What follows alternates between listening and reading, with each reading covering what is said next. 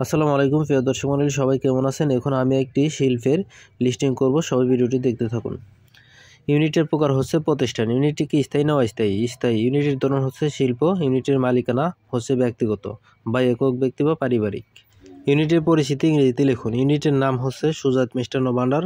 বাড়ি বা মার্কেটের নাম হচ্ছে কাঁঠালতলা বাজার। পূর্ণাঙ্গ ঠিকানা হোল্ডিং বাড়ি, অ্যাপার্টমেন্ট নম্বর হচ্ছে 117, রোড পাড়া, ব্লক সেক্টর নাম হচ্ছে রস্তমোল্লা পাড়া, বাজার রোড।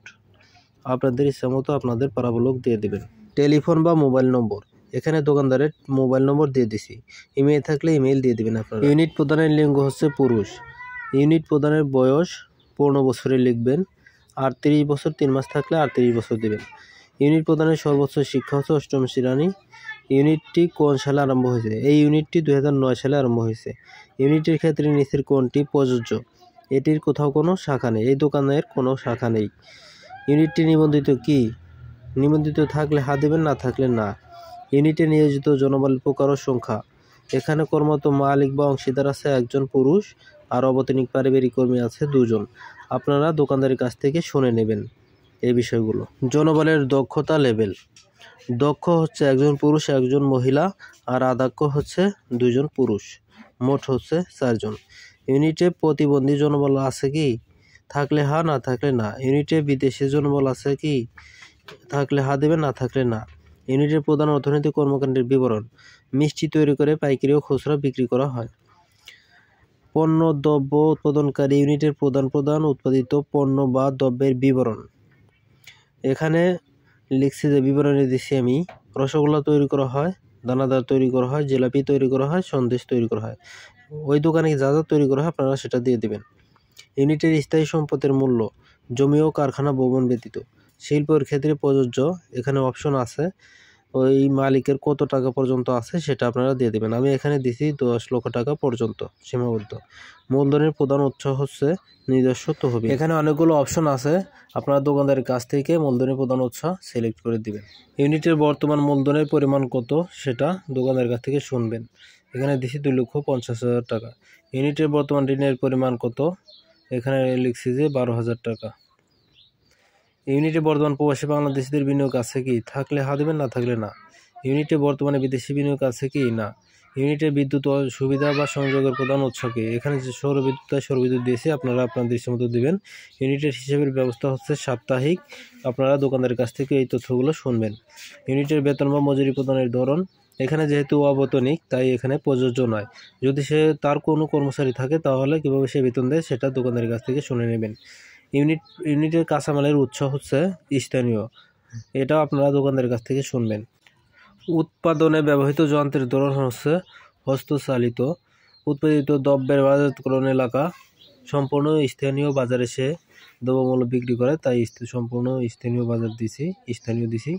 উৎপাদনে কম্পিউটার বা তথ্য প্রযুক্তির ব্যবহার হয় কি? যদি কম্পিউটার থাকে হয় তাহলে হা দেবেন, যদি না থাকে না দেবেন। আর ডিজিটাল মেশিন থাকলেও হা দেবেন। দ্রব্য স্থানীয় বাজারে বিক্রির ক্ষেত্রে ইউনিটের বিক্রয় পদ্ধতি হচ্ছে খুচরা বা পাইকারি, উভয় প্রযোজ্য। এর জন্য দিছি উভয় প্রযোজ্য। ইউনিটটি ই কমার্স বা অনলাইন ব্যবসায় সম্পৃক্ত কি? না।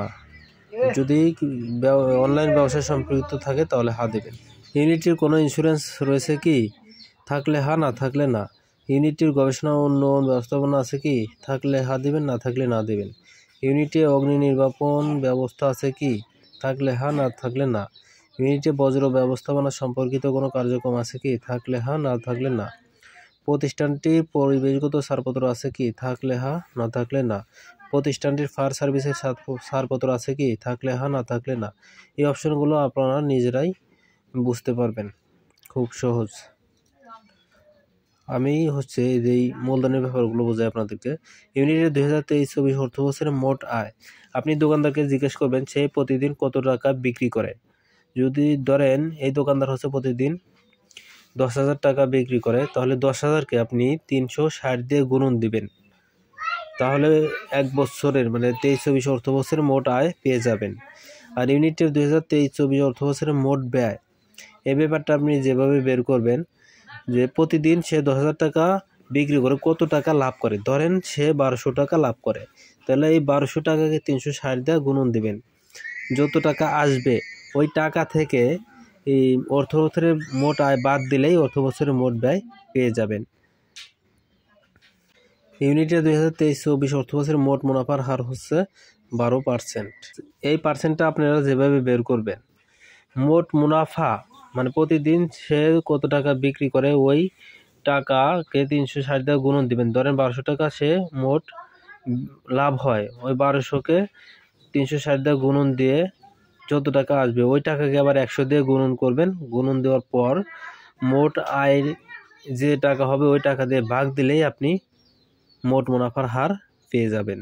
আর আপনার ইউনিটে নিয়মিত কী কী সমস্যা রয়েছে, এখানে যেসব সমস্যা আছে সেইগুলো আপনি দিয়ে দেবেন। ওই দোকানদারের যেসব সমস্যা রয়েছে সেই সমস্যাগুলো তুলে ধরবেন। এভাবে আপনি একটি শিল্পের লিস্টিং সহজেই করতে পারবেন। ধন্যবাদ সবাইকে।